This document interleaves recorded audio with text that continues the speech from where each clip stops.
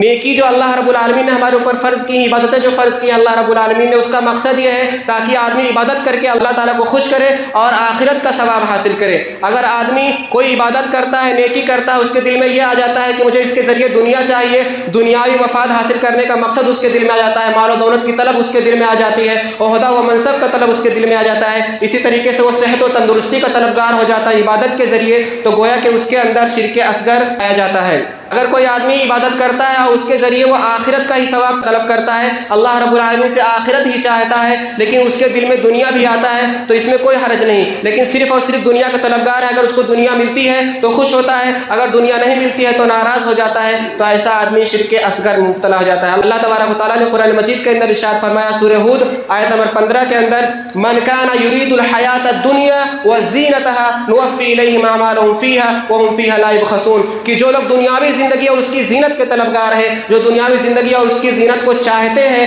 تو ہم اس کو دنیا میں ہی اس کا پورا بدلہ دے دیتے ہیں، دنیا میں ان کو کوئی خسارہ کوئی گھاٹا نہیں ملتا۔ اور اللہ کے رسول صلی اللہ علیہ وسلم نے اس کی وضاحت حدیث میں کی، جس کو امام بخاری نے روایت کیا، حدیث نمبر 2887، حضرت ابو ہریرہ رضی اللہ تعالیٰ عنہ روایت کرتے ہیں کہ اللہ کے رسول صلی اللہ علیہ وسلم نے ارشاد فرمایا، تعیس عبد الدینار تعیس عبد الدرہم تعیس عبد الخمیس تعیس عبد الخمیلہ ان اوتی رضی وان لم یؤت سخط۔ اللہ کے رسول صلی اللہ علیہ وسلم نے کیا فرمایا کہ دینار کا بندہ برباد ہو جائے، درہم کا بندہ برباد ہو جائے، چادر کا بندہ اور کمبل کا بندہ برباد ہو جائے، یعنی جو دینار و درہم کو طلب کرنے کے لیے عبادت کر رہا ہے، جو چادر اور کمبل کو پانے کے لیے، دنیاوی اسباب کو پانے کے لیے، دنیاوی ساز و سامان کو پانے کے لیے عبادت کرتا ہے، تو اللہ کے رسول صلی اللہ علیہ وسلم نے اس کے لیے بد دعا کی ہے، اور کیا فرمایا، ان اوتی رضیہ، اگر یہ دنیاوی ساز و سامان اس کو ملتے ہیں تو وہ خوش ہو جاتا ہے، وان لم یؤت، اگر دنیاوی ساز و سامان اس کو نہیں ملتا ہے تو وہ ناراض ہو جاتا ہے۔ اللہ کے رسول صلی اللہ علیہ وسلم نے فرمایا، تعیس وانتکس واذا شیک فلن تخشن، کہ وہ برباد ہو، وہ ذلیل و خوار ہو جائے،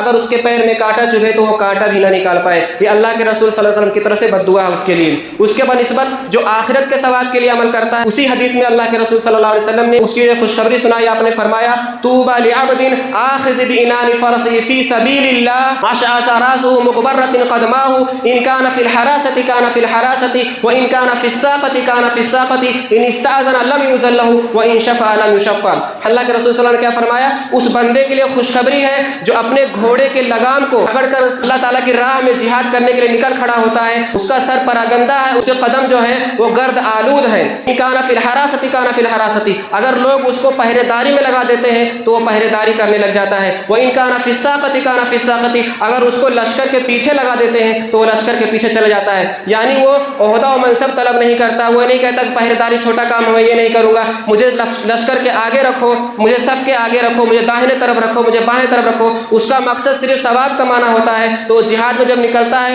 تو اس کی نظر میں صرف ثواب پانا ہوتا ہے، اس کو جہاں بھی لگا دو، چاہے اس کو پہرے داری میں لگا دو تو پہرے داری کرے گا، اس کو بائیں طرف کھڑا کرو بائیں طرف کھڑا ہوگا، داہنے طرف کھڑا کرو داہنے طرف کھڑا ہوگا، پیچھے کھڑا کر دو پیچھے کھڑا ہو جائے گا، نام پانا شہرت پانا اس کا مقصد ذرہ برابر نہیں ہوتا ہے، اور اس کی دنیا میں یہ حالت ہوتی ہے، ان استأذن لم یؤذن له، اگر وہ کسی سے اجازت طلب کرے تو اس کو اجازت نہ دی جائے، وان شفع لم یشفع، اگر وہ کسی کی سفارش کرے تو اس کی لوگ سفارش بھی قبول نہیں کرتے، یعنی دنیاوی اعتبار سے وہ دنیا میں بالکل اس کا نام نہیں ہے، دنیا میں کوئی اس کو جانتا نہیں کوئی اس کو مانتا نہیں، لیکن آخرت کی نظر میں اللہ رب العالمین کی نظر میں اس کے لیے خوشخبری ہے، اور وہی بندہ اللہ رب العالمین کو پسند ہے۔